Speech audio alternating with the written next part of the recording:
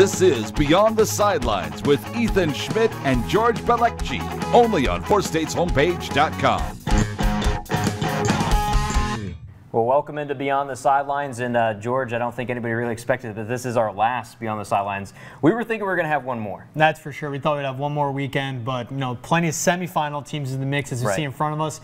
But in Kansas and Missouri, that's where the car stopped, the ride stopped for those programs. Yeah, we're going to have this is a depressing show to really go with it, because we honestly did not think we would be in this situation. But we're going to start off and we're going to recap some of the games that we had, the games from Saturday, and we're going to start in Class 5. Carthage taking on a Vianney team that a lot of people, they knew the talent level that was going to come in there. You got to see it firsthand. They were a very talented team, and the young man going to Notre Dame, he's all that, pretty much. Kyron Williams is all that and then some. And, at just 5'9", the fight he packs with him and how athletic he is, and I said it, and I'll compare it to an NFL player. And I'm not saying he's at that skill level, just his usage and how he's on the field. It's like Alvin Kamara. Put the ball in his hands as much as possible in the pass game, in the run game. Let him get direct snaps. But if you get him going, the whole offense will click around him. That's what it was. But for Carthage, we didn't really see Kyron open up until the second half. A 15-7 game going into halftime. That's where the Tigers wanted to be. For me, I thought stick around in the first quarter, settle into the game, figure out the Vianney attack. That's what they did. 3 turnovers, a turnover on downs, 2 fumbles lost by the Tigers. Uncharacteristic, because it was all in the run game, the 2 fumbles as well. Patrick Carlton, Tyler Mueller having trouble, in exchanges or just holding on to the ball. And then finally, you see right before half, Jaden Morgan. They go to the passing game, and J-Mo finished with 3 touchdown receptions. Well, they go right at Williams, back corner, beautiful pass by Pat, and it was right before they go in the locker room. But then into the third quarter, they open up with a long run. Carthage is used to having the ball to start the second half. Well, they didn't. So Vianney has it, long drive, topped off by Williams, rushing touchdown. Then what they do, and it was such a smart play call, because Vianney, they don't run a lot of trick plays, but the reverse pass, give us to Williams, and how good he is on the run game, the whole defense bit, and you can't blame them. He just chucked the ball up, and all it had to do was fall into Fareed Cheek's hands, which it did. That was kind of the dagger, thorn in the side for them. 2 more scores by Jaden Morgan. But for Vianney, just how it was a constant attack, how physical they were at the line of scrimmage, and the athletes they had around the ball, just too much for the Tigers. Yeah, and that'll set up a Class 5 state championship between Vianney and Fort Osage. Fort Osage knocking off Battle, and we know Battle is one of those premier programs when it comes to Class 5. They won that game 46-30, so that'll be up next week. But for Carthage, this was a season where they took on a Webb City team, and it was a close matchup, and it was a really good matchup this year. And they lost their starting quarterback. They had lost Tyler Mueller, one of the running backs that really emerged in there. They saw the emergence of a great sophomore quarterback in Patrick Carlton. They'll lose a pretty decent senior class, though, with this group as well. But Carthage, it looks like the pieces are still going to be there for the next few seasons. And the 2 names you mentioned, both underclassmen. Yes, Patrick Carlton, 2 more seasons. Tyler Mueller, 1 more season. And what this senior class was a part of, since they were freshmen, they were around 3 semifinal runs coming their freshman year, junior year, and now senior year. What it does for the underclassmen, too, that's 4 more weeks of practice. That's what makes a Lamar great. That's what makes a Webb City great, because they're used to those 5 extra weeks of practice. Right. But you also understand when you're around greatness what it takes to put into the work, into those spots, and what they learn from the leaders, on the offensive line and Andrew Rainey. For Zeke Sappington, even as a backup, he was still a captain all throughout the season, and John Gotti doesn't just hand that out. That shows a leadership that he showed, and every time I was around the sideline, every play, he's right in Pat's ear, dapping him up, keeping his head up, whether it was a Vianney game or even an Lebanon game where they're running away with it, keeping him up too. Colton Winder at linebacker. So you had guys at every spot on this team that showed them what it takes. So a high, bar is set by this senior class, but I feel like Carthage, they got to continue to build off of it, which I think they will. Absolutely. Let's move into Class 4 now. Webb City not going to be going into the postseason. They won the state championship last year against Ladue, and then Ladue comes out. They win 17-13. Ladue set up against St. Louis Country Day now for the Class 4 state championship. And George, like we said, it's a very uncharacteristic weekend, because we're not seeing any of the Southwest Missouri teams in the state tournament now, and at least in the state championship game. And Webb City was one of those teams where, they were battling that injury bug coming in there with 2 of their best players. Duran went down late in last week's game, and then before that, that, Devon didn't even get a chance to play in that game due to a hamstring injury. So we've seen a little bit of that injury bug, and even Kane Parks had an injury as well. Ankle as well for him. And that was that whole running back core and a lot of the weapons that we're used to seeing Webb City have. And even for Alex Gaskell battling a hamstring injury just like Devon Weathers. For Webb City, what they did start was Durand and Devon. And, earlier in the week at practice, there was kind of a what's going on here with those two, Durand and Devon sitting on Monday, Tuesday. Wednesday, Thursday, Friday, they're getting going. A little more luxury in there. For Webb, the game couldn't have had a better start. Cade Beeson breaks a long run, looking like Superman, gets down at the 1, Durand punches it in. But you had the feel. That happened fast. Well, Ledoux's like, okay, this is the same Webb City team. We know the offense they're running. That defense started to settle down. What they constantly did, and Webb was doing it too, they were hitting the big guy on their offensive line, Moses Akpala, at defensive end and offensive tackle, running the ball at him, which was on Cade's long run, or when he was on offense, sending blitzes at him, hitting him in the mouth every time. Well, Ledoux was hitting back. And a lot of hype was around the wide receiver, Dale Chesson. Well, Terrell Kabala, he did finish with 76 receiving yards. He didn't find the end zone. So TK, it was, fly paper defense, face guarding him the whole time, making sure he knew where to go. Chesson, a big part he did. He's their punter. Field positioning was big. Ledoux's defense constantly had a long field behind them to play with. It wasn't setting up Webb on the 50 or on their own 40 or, on Ledoux's 30. Constantly pinned back, had to deal with that. But for Webb City, this is the 5th time since 2000 they've lost a playoff game at home, which shows how big. The atmosphere at Cardinal Stadium is what you expected. The whole town seemed to turn out. But for what Ledoux constantly did, they gamed. They went at Webb City, one after the next. And where it all fell for them at the right spot was they could have tied the game up 13-all. TK blocks a field goal. Well, what they did, as I mentioned, they kept going, kept going, kept going. You have to play 4 quarters against Webb City. Next play, force a fumble, recover it.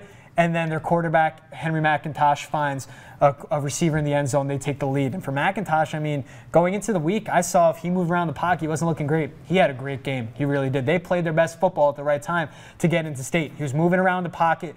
Daryl Hicks was not shy to bring the blitz, get his feet moving, but he took what the defense was giving him and also making a lot of plays with his feet, extending it, finding his receivers downfield. Hats off to Ledoux, the game they played. And for Webb City, that's a team that, ran through Southwest Missouri, ran through their district, had a heck of a game the week before against Camdenton. A lot of good players.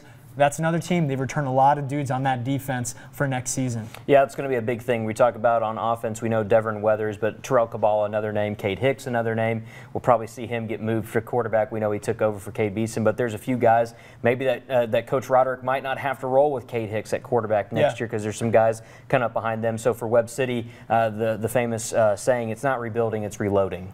Yeah, and that's what it's been for them. As I mentioned, those are the value of those extra weeks. You get more reps at practice, just in general, more of this is how the season grind goes. And the biggest part is when you get to that spot, you understand what it's like. Now it's the postseason. Now it's week 10. This is how practice is. Now it's week 13. There's less teams around. This is what film is like. Now it's week 15. Prepare for the home. This is what it's going to be like playing home in the playoffs. It's just the experience that these guys get. And obviously, as always, learning from one of the best coaches, and John Roderick, and continues to pay off for him. Which, congratulations to Coach Roderick as well. Welcomed in a new grandbaby, so that was like the same night that happened for him. So maybe some good, even though there's a little bit of bad that he had to taste that day as well. He said in the postgame, when I found out, it's kind of perspective as the season ends or, something ends, something new begins. Right. And that's how it was for him. Earlier in the morning of game day, his grandchild was born. So congrats to Coach Rod, of course. Absolutely. But you're right. That's life. You get knocked down, you get back up. That's what Webb City's done. They haven't won state every year. It's not going to happen every year. And they're blessed. They have a coach that has 11 state championships, far from being done. Nice quote of Chumbawamba, by the way. Yeah, I know that's what you're aiming for, right? Exactly. Yes, let's talk Class 3 now. Mount Vernon, they fall to Cardinal Ritter 49-6.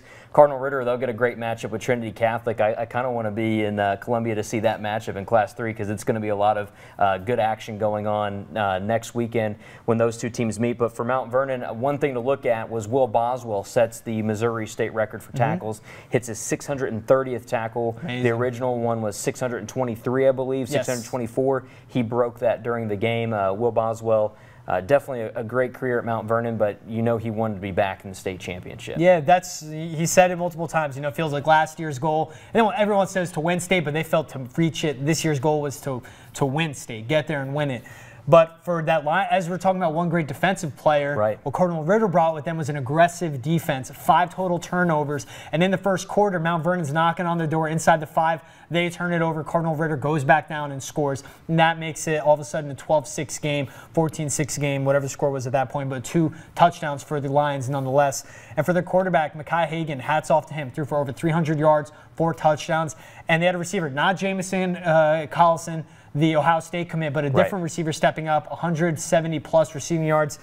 That's fast. They're athletic. That's what they knew with Cardinal Ritter coming to town. Mount Vernon wanted to play discipline, but as I said, that Lions defense feeding into their offense, 5 turnovers is going to really help out a team, and a 49-6 the final score just shows that. Yeah, and that other receiver is actually a Division I commit, I believe, to Western Michigan. I think they had 2 receivers already committed to D1 programs and 2 corners committed to at least one of the 2 committed, I think, also to Western Michigan. So a little bit of a weird pipeline from Michigan, from Western Michigan down to the St. Louis area. But the guy looked like a gamer. I mean, they'll take him. And as we go at Class 5, a Notre Dame commit. In Class 4, there was an Illinois commit. Right. In Class 3, Ohio State and Western Michigan commit. Just shows the talent that was on the field.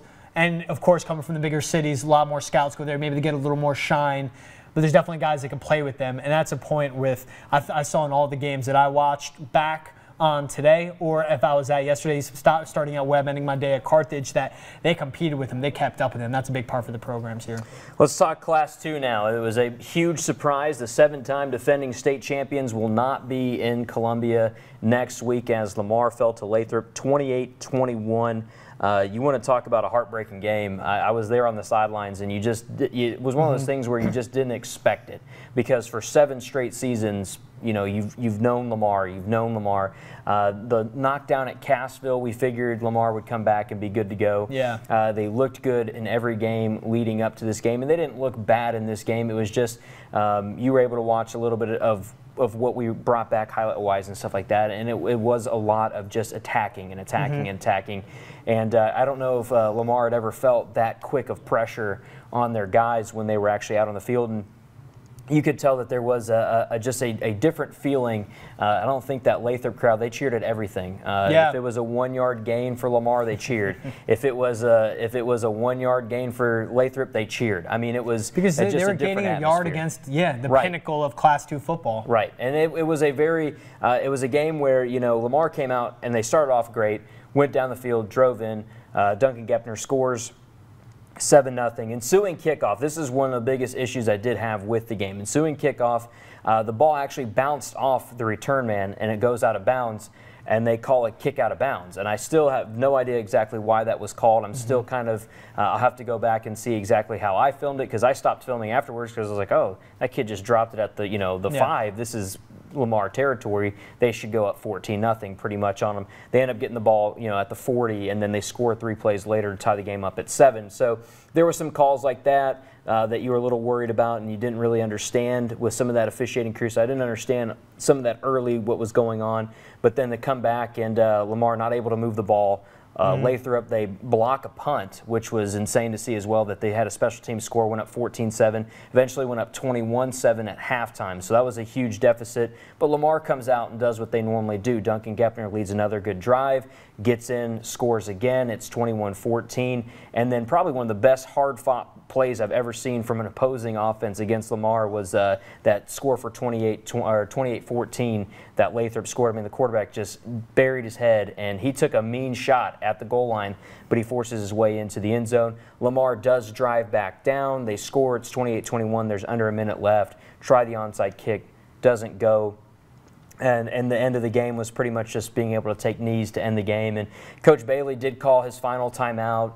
I think everybody kind of knew why. I don't know if Lathrop's crowd really understood it at first, but then when they realized that the whole team had come onto the field with Coach, and I think he was just kind of giving that last message of, like, you know, this does not mean more in your life than what just it's a loss of a game. So I mean, there was a lot of heartbreak there. There was a lot of just emotional feelings from the community. I mean, obviously Lamar, you know, they travel well. I think the whole town was there supporting. Like it. I mean, it really did. I mean, it was a very, very rambunctious crowd on both sides. And it was depressing. It was heartbreaking to kind of see how that ends, because you're literally witnessing history kind of like come to an end on that field, and it was an away game too. That's the same time we witnessed history develop, because that's the longest consecutive state championships in Missouri high school history. When they won their 7th, they extended the already history that they established. But for Lathrop, I mean, watching back on that game, defensively, I mean, anytime Lamar went back to pass, they were at Duncan Gepner, they were in his grill, getting pressure on there right away. And then offensively, I mean, you mentioned right after that kick return, that's what they score. But on the play I saw, I mean, quarterback, and they'll run a dual quarterback system. They'll go to formation, you don't know who's going to get the snap, cuts back and breaks a long run. Maybe that would have happened if they started at the 5. Maybe it would have happened if they started at the 40. Lathrop Mules, they took and they played every inch. You know, they didn't let the refs have an impact on the game. They kind of looked like they controlled that, but it was fast out of their offense, keeping Lamar's defense on their heels and really pushing that. That's what it felt like the whole second half. You know, that's how they got to that 21-7 lead, because they were putting the pressure on, making Lamar decide. And what I think Lathrop, to me, the spinning quarterback, what I believe, you know, there are coaches out there that haven't figured it out. It seems like there's a coach that hasn't. Lathrop. This is my humble opinion. What it does when you don't know who's going to get the ball, Duncan Gepner does that spin, or whoever's back there, the misdirections, it makes the defense hesitate. Lathrop didn't care for that. They were going to play on their assignments, and they kept crashing in. They were meeting the ball where it started, and that was right behind center. And that's why every time there were points, Duncan Gepner, when his spin's finished, a guy's in his grill. When he goes back to pass, there are 3 dudes around him. And it was surprising me. They were rushing 4, rushing 5, bringing the house, whatever it was. The Mules went out there. They had a game plan. They wanted to out-physical Lamar. Appears like they did. And that's no diss on Lamar, because that's a dang good Lathrop team. That's what it's going to be if they're going to dethrone the Kings of Class 2 for now. And Coach Holt was on that Maryville squad in 2009. He was one of the coaches I met. He might have been the head coach, or he was at least on the coaching staff when Lamar lost to Maryville in the semifinals. So this is a coach that doesn't have Scott's number, because Scott's a 7-time defending state champion, whichever way you look at it. I mean, there's no way you can say that someone has your number. But in 2 really big games, Coach Holt has been able to kind of combat what Coach Bailey's been able to do. But again, Lamar, they had a huge senior class. A lot of their great playmakers were seniors, so we're going to have to see a different look for them as well in the season. But again, it's another little bit of not rebuilding, it's reloading with Lamar as well. And we'll see how they've reloaded on the offensive line through lose 3 big 300-plus pounders up front. A senior quarterback, you know, was stress a year ago, was a luxury this year with Duncan Gepner and all his experience. All multi-sport athletes. Trevor Medlin, Landon Hardman could go across. But then you saw guys like Trace Wilhite, a freshman that all of a sudden had to play these past 2 games in the postseason. That's going to pay dividends by the time he's a senior. I mean, the staff stays together. They know what it takes. In their 4 years of high school, this senior class, the varsity level of Lamar has lost 2 games. Both of those this year on the road. They've never lost in front of their home crowd. I mean, that's something that's amazing. 55-2 is a record they finished with. 3 state championships, district titles, conference titles. I mean, so much. And these guys, where they've grown, you know, as from boys to men, you know, what they'll do beyond, like you said, their greatest accomplishment in life isn't going to be the same thing for Webb City, Carthage, Joplin, all these teams that lost. Their greatest accomplishment isn't going to be what they did on the football field. They have so much life left to live. I think that's a big part for them. Absolutely, and I think that was the biggest message that Coach Bailey said is, you know, at the end of the game, and I love the sentiment that he said. He said, you know, we train them each and every week on the football field, but the biggest thing that we hope that they take from this game is that that preparedness, that ability, but realize that they need to be the best people they can be in their job, in their marriage, you know, for their churches, whatever it is, for their communities. And I think that was the biggest part that stuck out to me as well after this game, because that's probably one of the hardest moments that you have to deal with. And I told you, I said he was giving his interview to us, and it took me back to my final game, and I was just like, man, like, way to gut punch there, because you have to think back to, you know, in that moment. Obviously, completely different situations from where I was and where these guys are. I mean, they're the first team not making it back to state, things like that. But in the same grand scheme of things, they're realizing, like, hey, this is the last time I'm going to put on a Lamar uniform in football, and that is a big thing that you have to kind of get past. You know, especially at this level, some of those guys we hope will go on to play at the next level, whether it's D2, D3, NAIA, JUCO, or Division I, whatever that is. We hope that they get a chance to continue playing and doing a game and being a part of a game that they love. But it was definitely one of those moments where a lot of these guys are realizing, like, man, like, I'm not going to, you know, I think the biggest thing that they're going to miss, it's not even going to be the fact of maybe not even the Friday night feeling. It's going to be the fact of, when am I going to be around these guys that I've been grown up with the rest of my life, because life starts to change. And I think that was one of the biggest messages, at least from Coach Bailey, was just like, this is not the biggest thing you're going to do in life. And he was always a coach, he pushes his guys. They would get up for weights. They started at 6 o'clock in the morning because Webb got up at 6:30. Then they found out De La Salle in California gets up at 5:30. So they were like, all right, we'll get up at 5:30. We're getting up at De La Salle, and the streak they've established. He just always taught them to challenge themselves. That's what all these coaches do, and I think that's the most important part. They don't fall in love with complacency. That's how you get to 7 rings. Some guys will get a ring, be happy with that, or just make it a state, and they wanted to win state every year. This is now going to be the first time since 2009 neither Webb City nor Lamar will be in a state championship, which is amazing. First time since 2007 that Southwest Missouri will not be represented in the state championships for Missouri. Just downright amazing that the run that we've seen in this area between the two programs. It's something we didn't expect, like you said, to open up this show to be done semifinal weekend. But still, it was a heck of a season, Ethan. Yeah, it really absolutely was. The games we saw, the players we covered, the coaches, athletic directors, players, parents, everybody involved. Couldn't have asked for more. Really could not have asked for more. Yeah, it was definitely a great season, and we're excited that we were able to bring this show to everyone as well. I think that was one of the biggest things, is we were just hoping to kind of bring something new, a different taste, and I believe Beyond the Sidelines really captured the essence of what we were trying to do this season. Yeah. Maybe Beyond the Sidelines in Chinkston. You ever think about that? Don't tell them that, right? Yeah. No, it didn't. But yeah, we had a great time. We had a great time doing the show. We had a great time getting a chance to meet a lot of these athletic directors, coaches, making the trips, up to Nevada and out to Mount Vernon and, down to Cassville, things like that, picking up helmets, picking up jerseys. I think that was probably one of the coolest things that we were able to do, to see more and more, and then be able to bring a show in that we're able to really diagnose what we got to see on Friday nights. And we know it's such a big part of Southwest Missouri, Southeast Kansas, Northeast Oklahoma, is that feeling of high school sports and being able to see that. So, well, this is our last one. It's our final moment. Do you have any last words that you want to say here? Just thank you for everyone for their time this season. As I said it before the season even began, state championships and all that's a lot of fun to cover, but covering great people, that's what makes me truly love this job and doing this show in any sport. So that's what it was. There's no shortage of the people around here. So as I would say, thank you for your time. Thank you for tuning in all this season, because nothing to me is more valuable than time. Giving up your 20, 30 minutes to watch a show every week, all your Friday nights on game night, tuning in on Saturdays and Sunday nights as well. Just thank you so much for that, guys. Yeah, it's been really fun. It's been great. Now, of course, we still have top performers. We'll do a top performer from the semifinal week. We'll kind of put that together, and that'll be tomorrow night on Monday. We'll have a performer of the year, which we'll vote on, and I'm looking at opening up that, maybe putting a little bit of a fan vote involved this year with our performer of the year, so we'll have that as well. No more game nights, no more Friday nights, no more Saturday nights. This is the end of it, but we will have top performers that we'll look at. We'll do some stuff on social media coming up, so definitely keep following us on game night and stuff like that, because we'll have a little bit more of a recap towards the end of the year. And probably one of the coolest things that you're going to see, I'm not going to spoil it, but George asked one question to almost every team that he interviewed this year. That'll be going up on Twitter. We're thinking maybe Christmas? Yeah, a little Christmas present. All right, cool. So just make sure you guys keep watching for that. It's something really cool. We've enjoyed doing it all season long and watching everybody's responses. So that'll be something we put up on social media. But for our final show for Beyond the Sidelines in its inaugural season, and the ship made it to the end, I guess, here, but we didn't make it to the ship, unfortunately.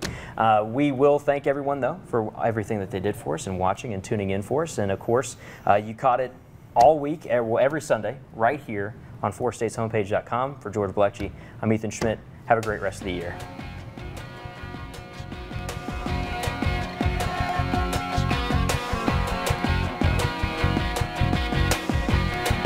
This is Beyond the Sidelines with Ethan Schmidt and George Blecci, only on 4stateshomepage.com.